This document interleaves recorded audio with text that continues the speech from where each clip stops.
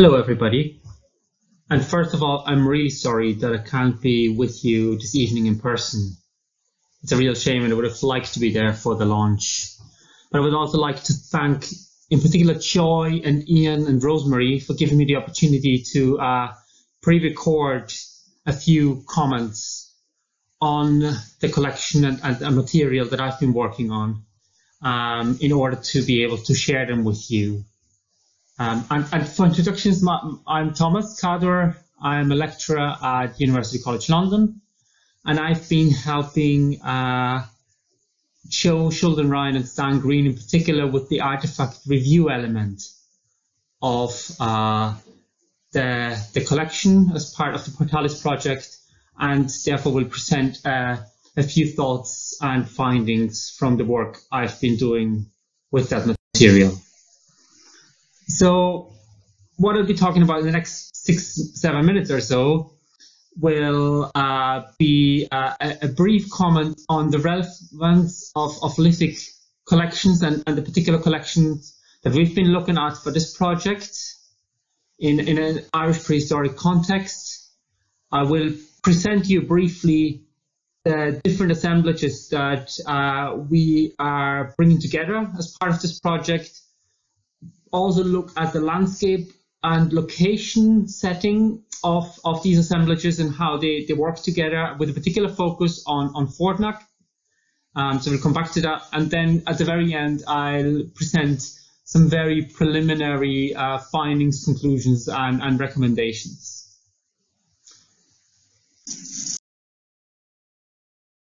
I just thought I'd say something brief about the importance of lithic artifacts, stone tools, in relation to our understanding of the past in Ireland and more widely. Perhaps this is not even necessary. Perhaps I'm preaching to the choir here, and you all already signed up to the importance of small bits of stone to understanding the world. But I thought a few comments might be useful here. In simple terms, lithics are the earliest surviving evidence of human activity anywhere in the world, including in Ireland. And they are by far the most common type of evidence. They're very common across the Irish landscape, for example, from the earliest periods of Irish prehistory. And in many cases, they are the only evidence available for the activities in the Mesolithic in Ireland in particular. For example, we have very few amounts of human and animal remains and other organic evidence. So the vast majority of evidence is in the form of stone tools, and that extends into later periods of prehistory, but in particular at the start. So they are really important for that reason, that they are the only significant amount of evidence we have. So therefore we need to rely on them. And then as a final point, they can tell really interesting stories about human adaptability and social changes in that distant past. And in particular, if we think about the early Mesolithic, the Mesolithic in Ireland, and the Holocene period, the period following the last ice age, more generally, that we are talking about a period of extreme climate change, extreme instability and sea level rises. And in the current context of changing climates and the future of sea level rises around the Irish coast in particular, I think this has a special relevance for us to think about what we can learn from the lives of people in prehistory from the stone tools that they have left behind. The next thing I would like to do is very briefly introduce the three assemblages that we have brought together for the first time as part of the Portalis project. They were all from existing work, but they have never been integrated with one another, and we have made first steps to doing that as part of our research. The first one to look at, the oldest in a way, is the Ballylock Archaeological Project, the BLAP, who worked in and around Waterford Harbour in the 1980s and 90s, led by Marek Svelebil, who sadly has passed away a few years ago, and Stan Green, who has been one of the contributors to the Portalis project. So is working with us on this. And they have engaged in extensive field walking over a number of seasons in the Waterford Harbour area, also carried out a number of excavations. And I won't, you see here, besides the different types of collections, the surface collection and the areas from Fornacht and Credenhead, which we focused on, you see the sort of the number of artifacts you're talking about from the surface collection. And give take 5,000 artifacts in total, and the same amount again from some small scale excavations in the area at the same time. So 10,000 odd artifacts from Ballylough. Then there's the Noel MacDonagh collection. Noel was a local collector in and around Dunmore East, and many of you may well have come across Noel MacDonagh and his work. He was prolific and worked for many, many years, very systematically collecting artifacts around Dunmore East, including in Fornacht and Credenhead. And Credenhead was one of his foci, really. And you can see here again the numbers, talking about 400 odd objects from Fornacht, but over 3,000 from Credenhead. And this led, in a way, to Peter Woodman's work then on Credenhead. And I'll briefly be saying a little bit more about these three assemblages in a couple of minutes. But Peter Woodman, inspired by Noel's work on Credenhead, came then and carried out a small-scale excavation project in 2016 and found about 150 or so objects. So these are the three assemblages we are bringing together here. Next, it might be useful to briefly look at the landscape setting of the focus of our work as part of the Portalis project on the western shore of Waterford Harbour, and in particular around Creden and Fornacht.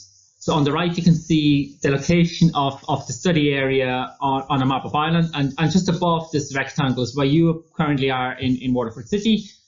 And on the left, you can see a zoom in from the Ballylough archaeological project, the fields that they walked around Creden and Fornacht.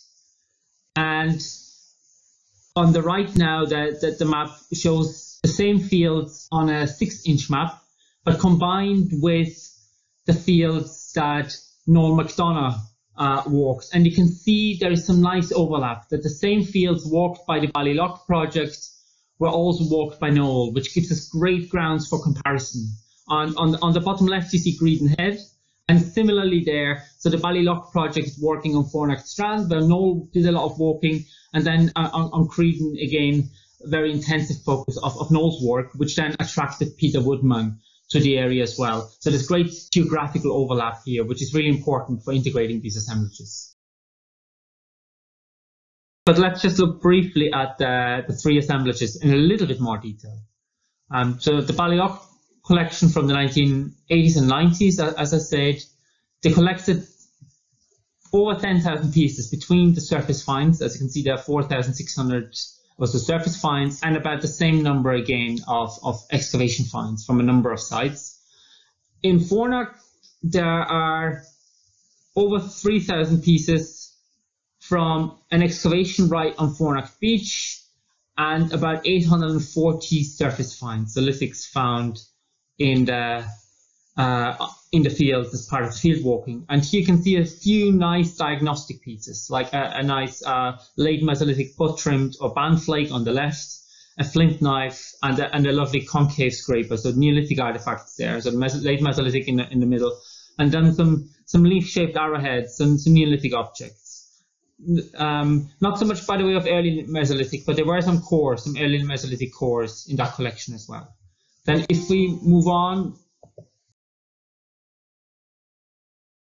the Noel MacDonagh collection, Noel was a prolific field walker, a prolific collector, and very much, despite not being archaeologically trained, very much very systematic about walking the areas, the fields around Dunmore East. And being local, he could just wait for the right conditions and would be very successful in finding a lot of materials. And this project has really been the first systematic focus on the large collection that Noel has brought together of over 5,000 artifacts altogether. But for this project, we had to make a selection, and we compared the Ballylough material and Noel's collection from Fornacht with particular care, and therefore we're talking 840 objects from Ballylough and about just under 400 objects from the Noel McDonagh collection that we compared in great detail. And again, here's some nice diagnostic pieces from Noel. A late Mesolithic buttrim or band flake there on the top, similar but not identical to the one I've showed you from Ballylough. Then some burins, which might have been used as borers, probably Neolithic. And on the bottom, you can also see some early Mesolithic microliths. So Noel found some early Mesolithic material, which is really important for the archaeology of Waterford. And also you can see here the records that Noel kept. So here he's recording his finds, and we have volumes of his very detailed recording of each field. He kept records of what he found, which is super useful. And also on the top right, you see the GPS coordinates. So you can actually pinpoint exactly where his finds came from, which is really important for future archaeological work, to have this very precise context of each of the artifacts. And that's very unique for somebody who's not professionally trained. And then finally, we have the material from the small-scale test excavations on Creedon Head, just to the south of Fornacht Beach, where Peter Woodman in 2016, with the assistance of Noel, excavated a number of test pits and trenches and found roughly 150 or so artifacts. A combination of similar tool types to the ones that Noel found in the surface collection, and not dissimilar from the Ballylough material, but it seems to be a particular focus, and this is why Peter was so interested in this site, on early Mesolithic material. But that's only tentative suggestions, so only preliminary review of that material has been done. And this brings me then to the final points here, about the state of the lithic collections in Waterford and around Dunmore-East in particular. And we have just started this process of, for the first time, integrating these three different lithic assemblages from Waterford Harbour. And what we've already been able to demonstrate is that there's some very good chronological overlap, but also very good geographical overlap, meaning that the same fields were walked by Ballylough 40, 30 years ago, and by Noel McDonagh over the last 20 or so years. And then the chronological overlap, that we have evidence of 5,000 years of Irish prehistory in these collections, from the early Mesolithic right to the Bronze Age, which relates also really nicely then to the presence of the Fulloch Sphere on Fornacht Beach. There is also then the key link to other forms of evidence, in particular the paleo-environmental work that Joe Schulden-Ryan has been doing with the coring on Fornacht Beach, and bringing these together will be so important.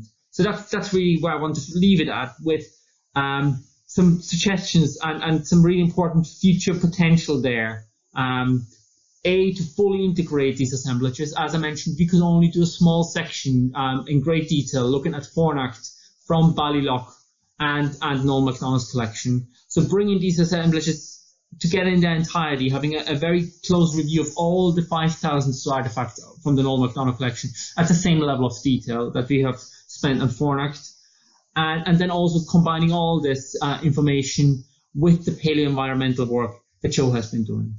So that's really, I think, a really important future potential project. So I don't know, maybe there will be a Portalis stage 2 or another way of making that happen. But for now, I just want to thank you for giving me the opportunity to briefly talk to you, and I hope you enjoy the exhibition. And I very much look forward to coming down to Waterford Treasures, hopefully in the next couple of weeks, and being able to see it for myself. Thank you. Thanks. Bye-bye.